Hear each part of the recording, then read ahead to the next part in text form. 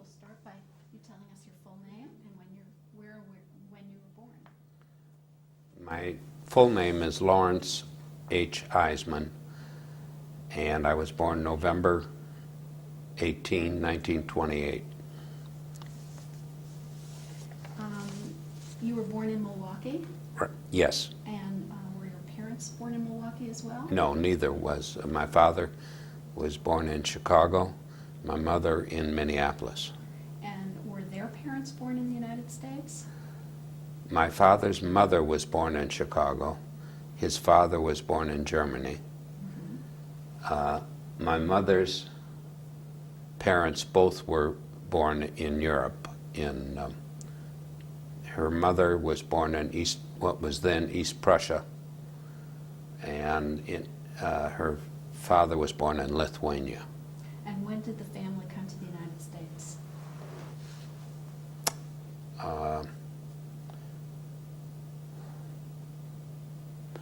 My father's mother, it must have been in the 1860s, and I think my father's father, it must have been about 1870, probably the time of the Franco-Prussian War, I think. I'm less certain, or I would only have to guess when my mother's parents came. I don't really know. But I would guess maybe 10 years later than that, So 1880 or so. Your father's family settled in Chicago. In Chicago area, and my mother's family in Minneapolis. And how did they meet? My mother was working for her brother, who had a business in Chicago, and she was working as a girl Friday, I guess, stenographer and everything else, and happened to live in the same apartment building as my father, and they met there. Do you know what neighborhood they? Hyde Park In the area. Hyde Park neighborhood? Yes. And did she have a high school education? She had a high school education, but not beyond that. She had also had stenographic training. She could take, even till her last day, she could do shorthand, and was a fierce typist. And how did your parents happen to come to Milwaukee? My father's sister had married a Milwaukeean, And his name was?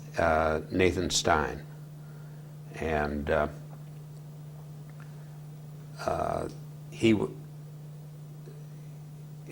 I guess my dad did, although he didn't have legal training, well, let me start over again.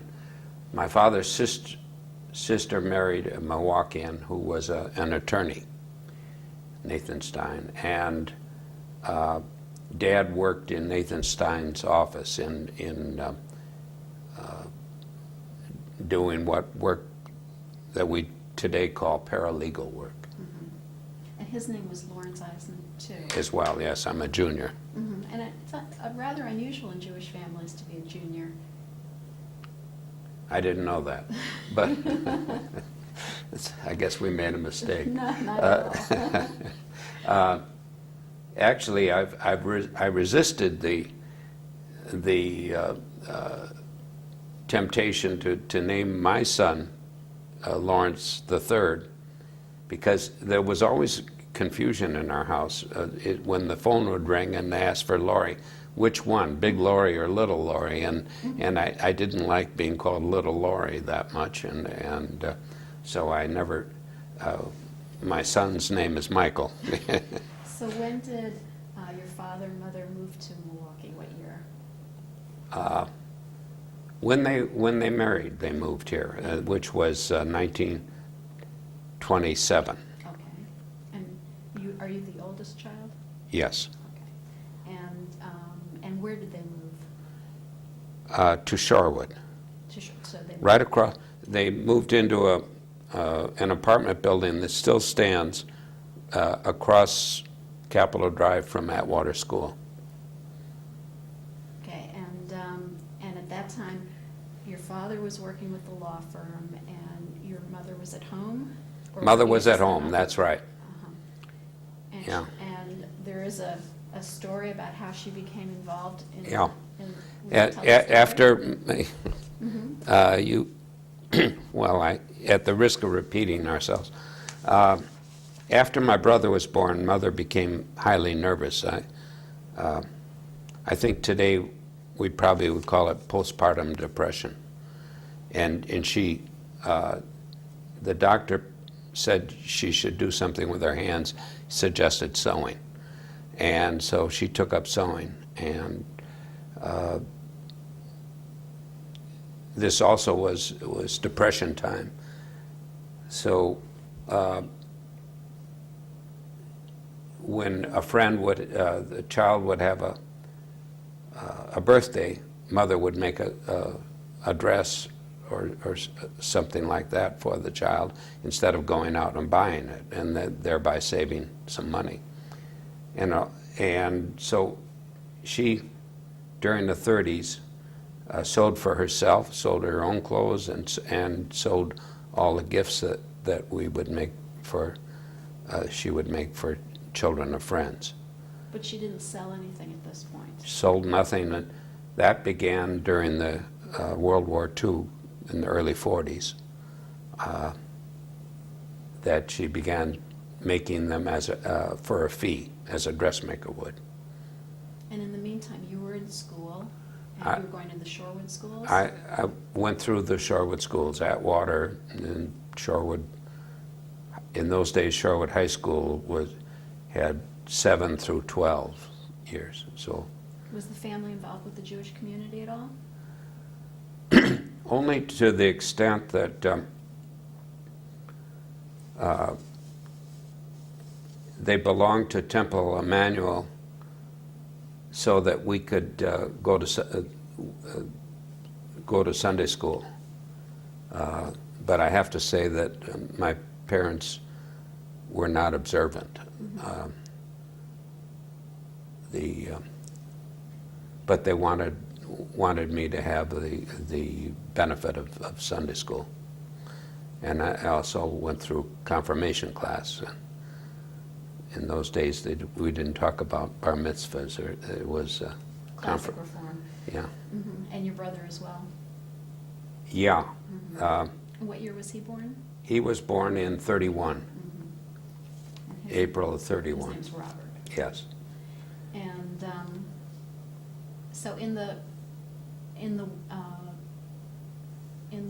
war years, your mother started sewing and selling her products. That's right. And how did the business get started? Mother didn't like the part of the business that involved pleasing a specific customer or dealing with a specific customer. Sometimes people would take advantage, and she wanted to be absolved of that. So she made a group of mostly pinafores, which my father took to Marshall Field, and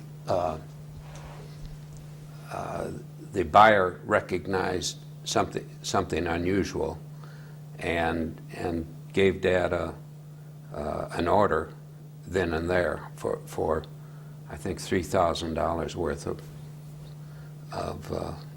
the clothes that he had shown her samples.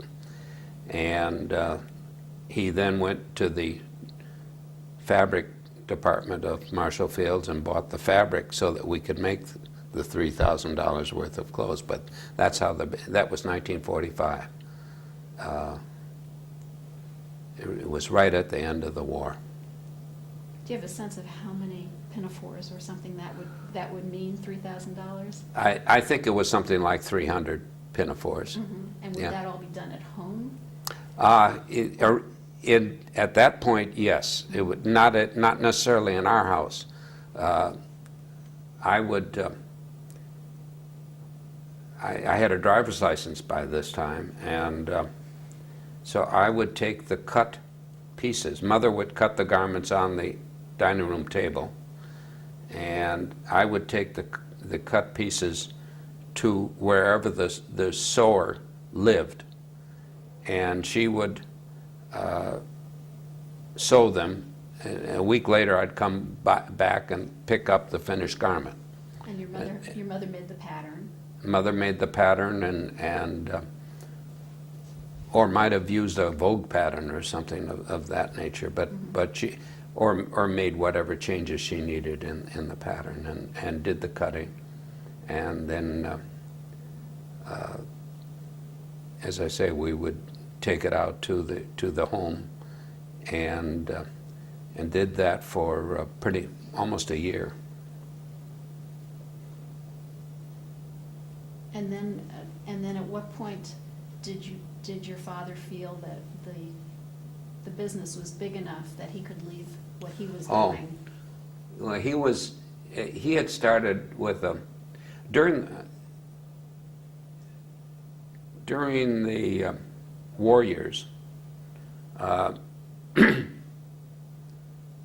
He took a job with working at A.O. Smith in a defense plant. I think they made parts for landing gears, and they made bomb casings, and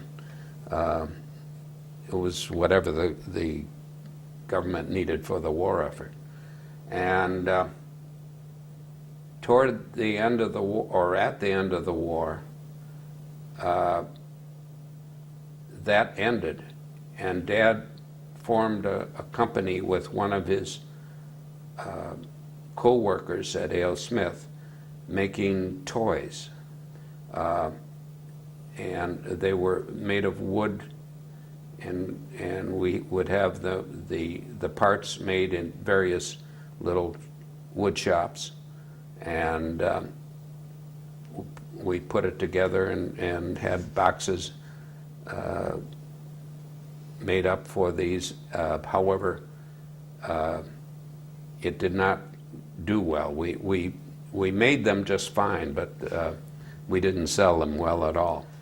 So in any case, he had this business. By this time, Mother had moved her business in together. It's actually only a block from where we are.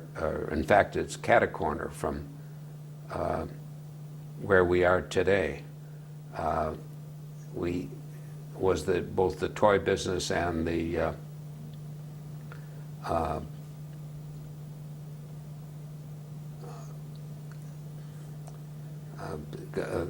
children's clothes business, but the toy business didn't do well, and the dress business did very well. So we just Dad gave up the toy business, and we went. Have had Laurence Eiseman ever since. Before we get to the dress business, I just want to ask you personally what you remember about the war years and how you felt as a young boy, knowing what was going on in Europe and knowing.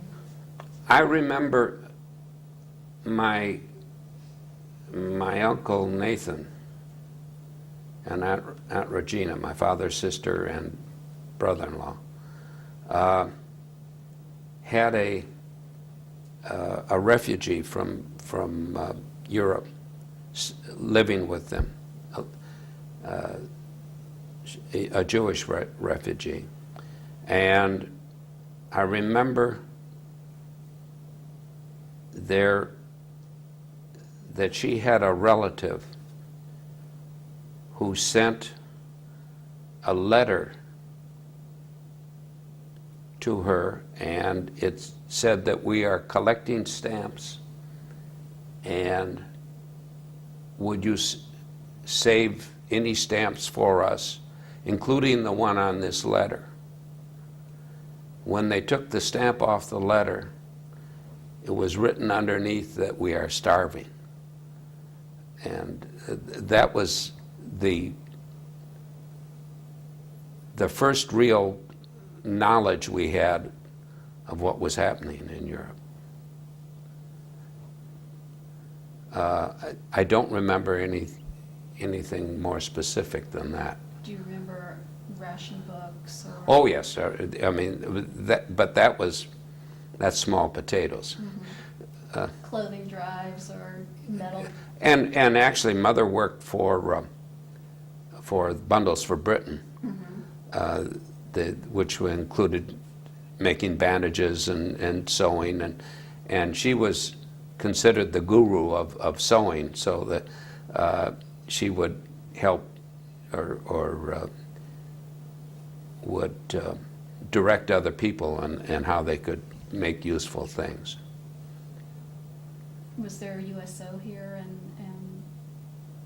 I'm sure there was. nothing that But you remember? see, I was just a tad young for to be involved in that.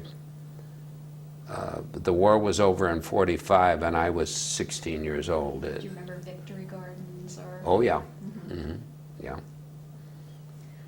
And certainly I remember gas rationing and food rationing too of some kinds. So tell me where the clothing business was where did it end?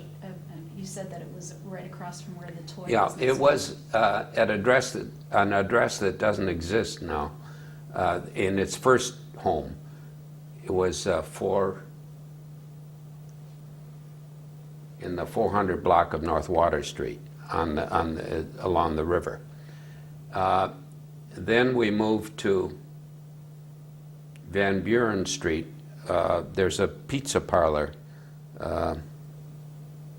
Van Buren and Kilburn. I've forgotten what the name of the pizza parlor was. At the time, there was a National Tea store there, and then it became the Embers Restaurant.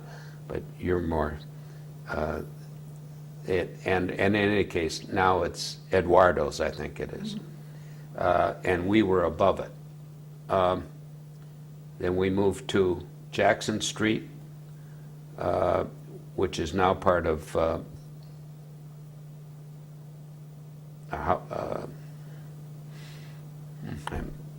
my memory slips. 1237 North Jackson. I don't. So I the can't cross- tell you what's there now. So the cross street. It would be Jackson and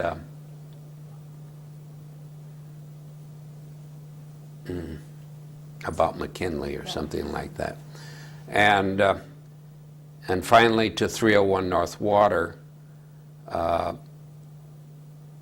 That was in 1955. We were there for till after we sold. Bob and I sold the company at the end of '89, and we had been at 301 North Water all those years, Now, some 35 years. In the 40s, when the company began, there were a number of garment industry companies in Milwaukee, many of them Jewish-owned. Is Yeah. that correct? Correct. Can you tell me anything about that? Were you in company? I mean, were there other businesses around where you were? Not so much around where we were, but scattered around the city. There, I can think of Phoenix Hosiery. There was Jack Winter. There was Rhea Manufacturing. There was Junior House. There were Brills. There was Fried Osterman. There was Blue Star Knitting, Reliable Knitting, Imperial Knitting. Just to name a few. I'm sure I've forgotten. Well, now let's take it at 1947 or so when your father gives up the toy business and joins your mother Yeah. in Florence Eiseman. And is that when it gets its name?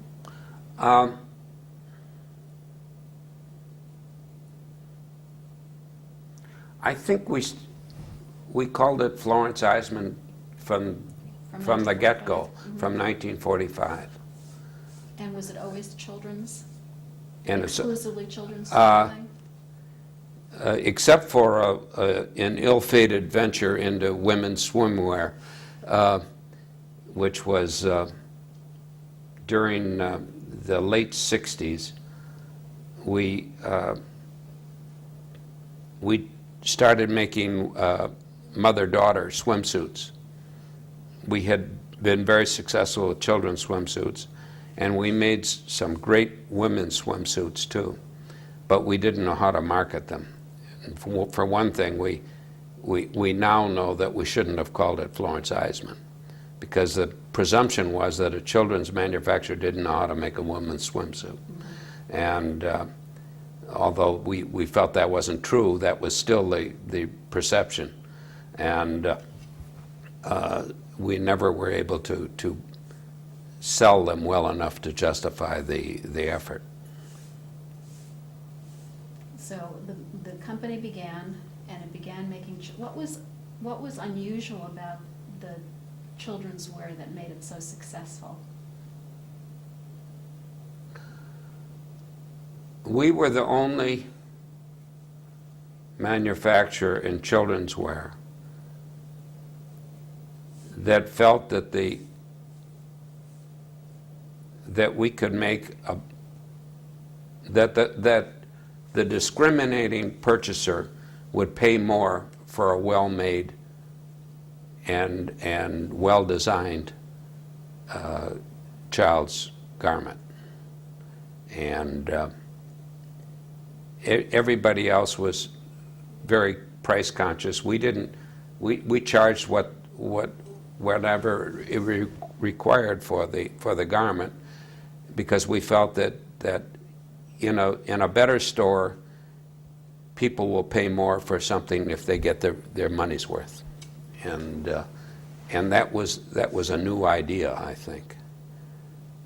And I think it was that, and the fact that my mother had a wonderful eye. Maybe that was number one, probably. She had in selecting things that she would wear, selecting works of art, in selecting furniture or design of her own apartment. She was just gifted in her taste level. Did you join the business immediately, or did you do something else before you joined the business? No, I went to engineering school and got out in 1952. Where did you go to school? Rensselaer Polytechnic Institute. And I graduated with an engineering degree in '52, and went to work initially for DuPont at the Savannah River plant in South Carolina. I worked there for 3.5 years, and at that point the business, my family's business, was doing well, and Mother had just been awarded the Neiman Marcus Fashion Award, and it was apparent that the business was going to grow substantially. So I left DuPont and came in to take over the manufacturing end of Florence Eiseman. That was in 1955. And that award is a very prestigious one, is it not? Yes. It was unusual for... She was the first children's designer to be awarded the Neiman Marcus Fashion Award. The other awardees that year were Henry Dreyfuss, the interior designer, Sally Kirkland, the fashion editor of Life magazine, Pierre Balmain, the French designer, and Grace Kelly, who was given the award because she wore fashion so well. I understand the dresses that your mother designed had appliques. They were known for those. Mm-hmm. And that they're Not all of them. and that the shape was very attuned to a child's shape. She felt that waistlines, in most cases, didn't do children justice, that she abolished the waistline and would use empire shapes or A-line shapes. And I don't know that it's true, but some people credit her with really inventing the A-line shape. And I think that's a little presumptuous, but in any case, she was early on using A-line shapes.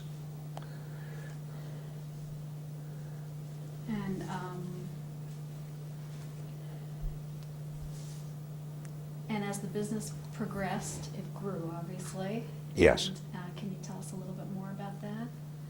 Well,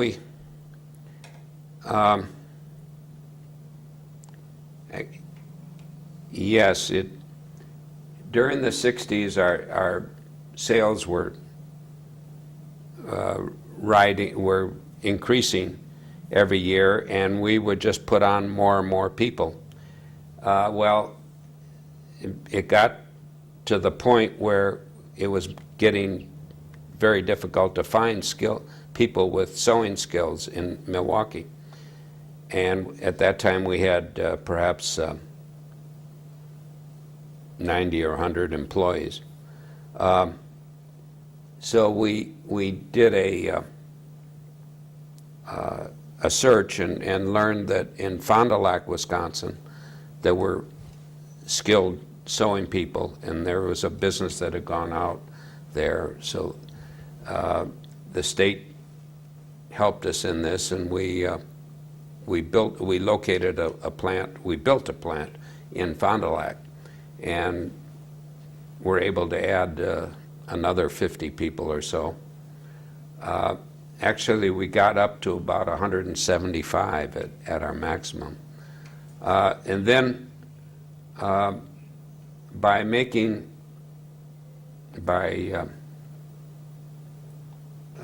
revamping our production, we were able to reduce our employment without reducing by increasing our productivity is what it amounted to. And so I think when Bob and I sold the business, this was 15 years later, we had some 120 employees, something like that. And what led you to sell the business? My father passed away in 67. And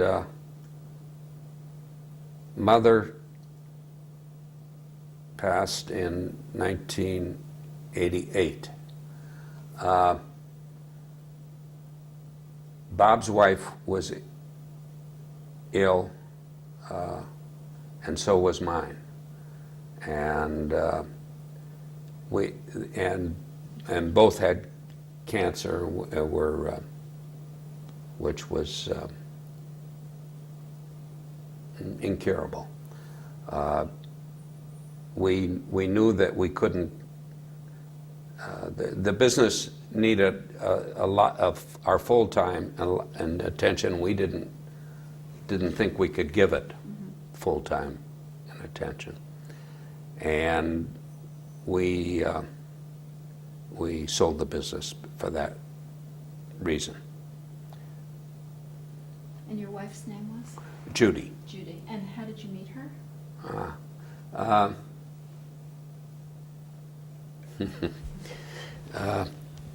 I met her in New York over Thanksgiving in 1951, and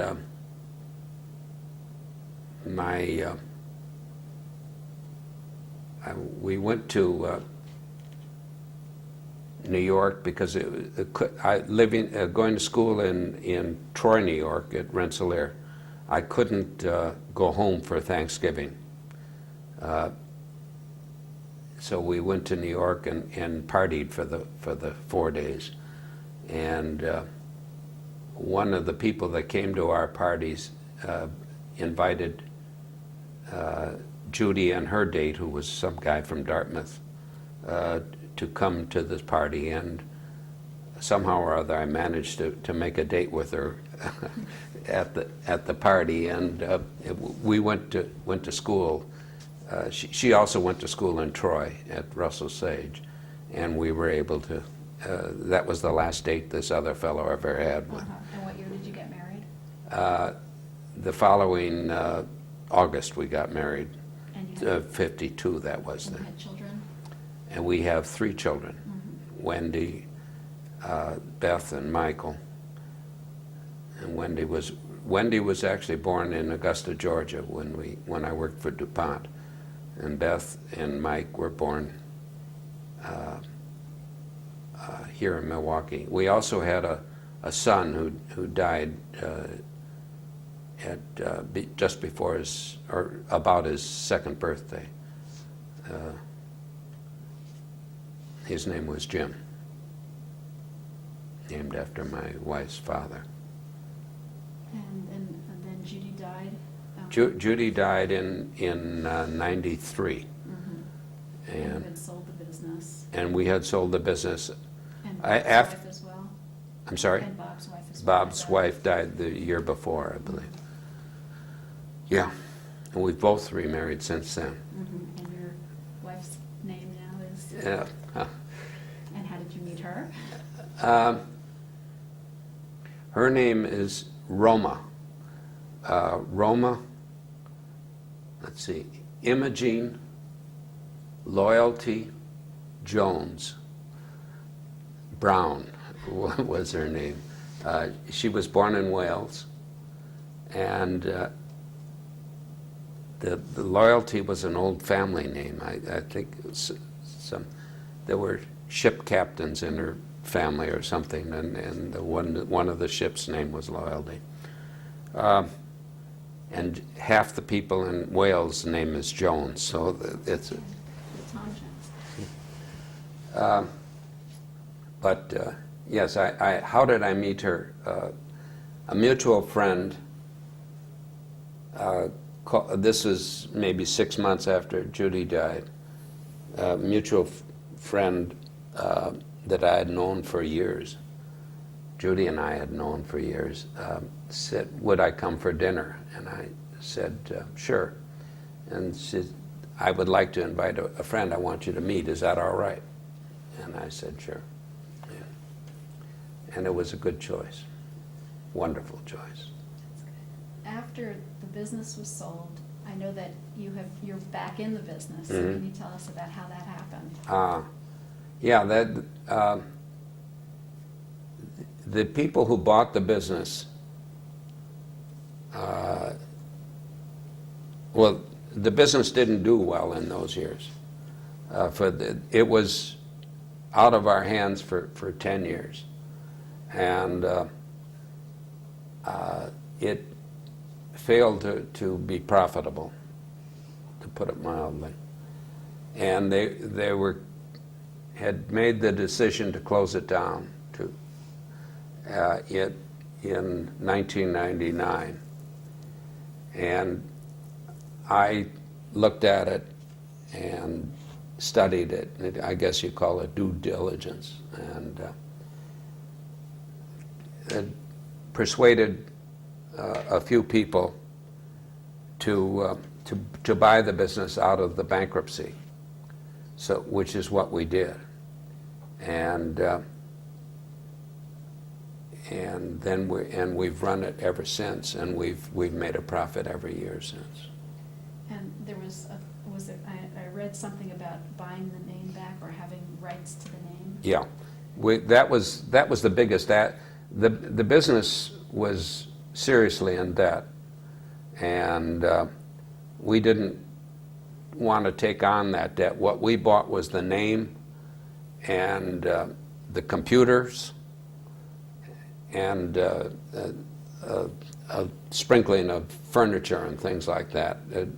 But the name was the chief thing that we wanted. So we continue to market under the name Florence Eiseman. And it's still children's clothing? Still, yes. For girls or for boys as well? Yes, both. Both. And where are the clothes manufactured? That's the chief difference. Right.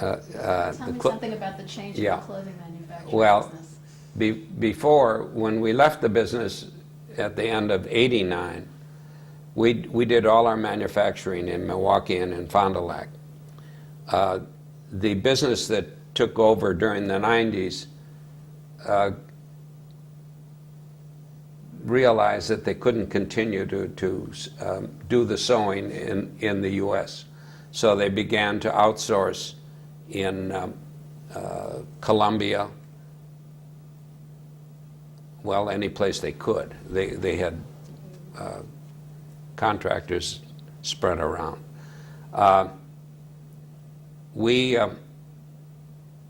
We continue to use one of these sources in Colombia. We also have developed a number of other contractors in South America. We have a number in Peru, quite a few in Peru, and about 3 in Colombia. And we're all our manufacturing is done there. The only thing we make in the Milwaukee are the prototypes, the original samples. And who does the design? Terry Shapiro, I hired in 1972, I think it was, early 70s. And she still is our, in fact, she not only is our head designer, but she's a partner in our business. Had she stayed when the... She stayed throughout, yeah. So she had stayed when the company had been bought by other people. So she continues fine She design. continues to be the head designer. And in terms of quality control, how do you manage that when you have the manufacturing being done out of the country? How? Well,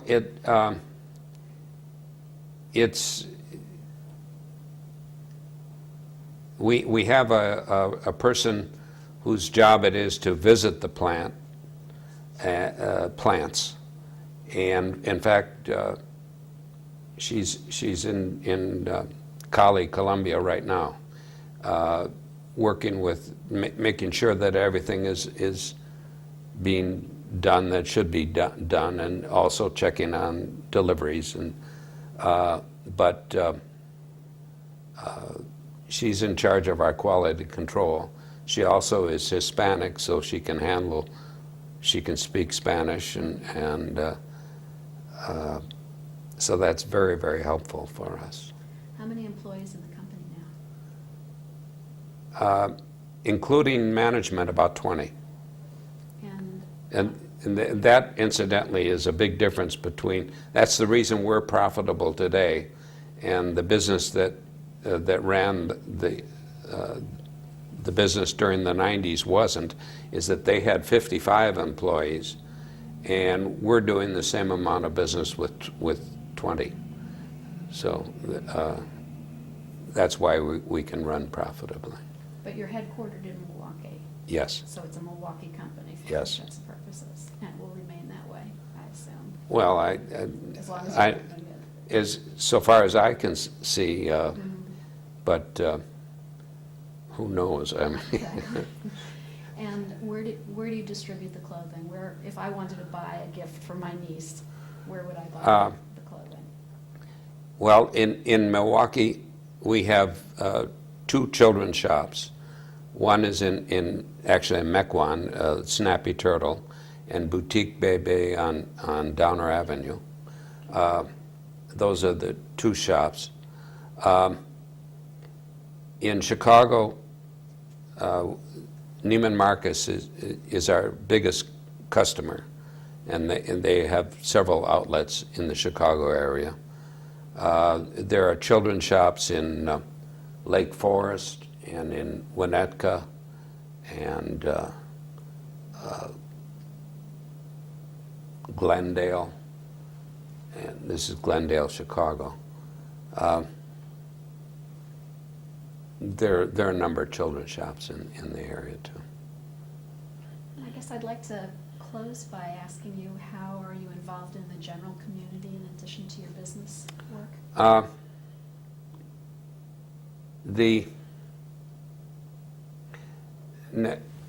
Are you speaking of the Jewish community or just the community? Both. Well, my interests have been non-sectarian. Let me put it that way. I've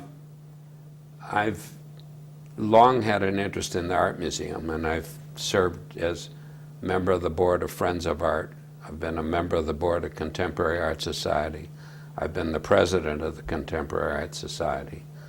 I've been a docent in those years of the 90s.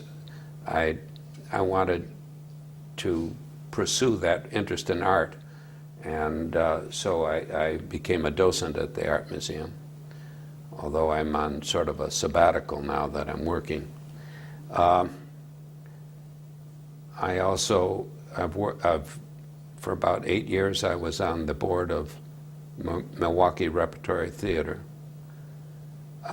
For at least 8 or maybe more years, I was on the Board of Governors of Mount Mary College. Mount Mary has a fashion design department, and which we work with, and that's why they invited me,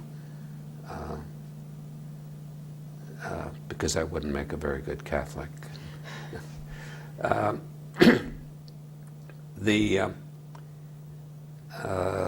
What are some of my other, I was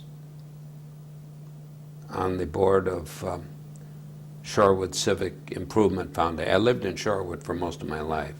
I don't happen to now, but until 1993 I lived there. In River Hills. And I was president of Shorewood Civic Improvement in the late 60s or early 70s, I think.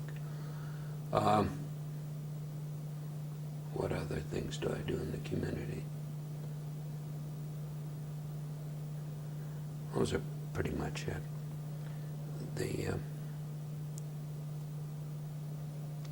And are your children in Milwaukee? That's a touchy subject. Oh, I mean, not touchy. No, they should live where they want to live. Right, it's a mobile system. But no, none of them live in Milwaukee. My oldest lives in Manhattan. The next, Beth, is a school teacher in Stamford, Connecticut, and Mike is doing what I started out doing. Is an engineer with DuPont. He lives in Swarthmore, Pennsylvania. Mm-hmm. Very good. And I thank you very much for agreeing to come in and be interviewed today. I think it adds something to the history of Jewish Milwaukee to know about the businesses that have made Milwaukee an interesting place. I was coming in. I see you have pictures of the old high school fraternities, and I was a member of TAG when I was in high school, and I didn't have much time, but I'll see if I can spot myself on one of those pictures. Please do, and if you can ever identify people, it's always useful. Well, Sometimes I might need a magnifying glass to do that. Well, anyway, thank you very much for coming in. Thank you, Jane. Appreciate it.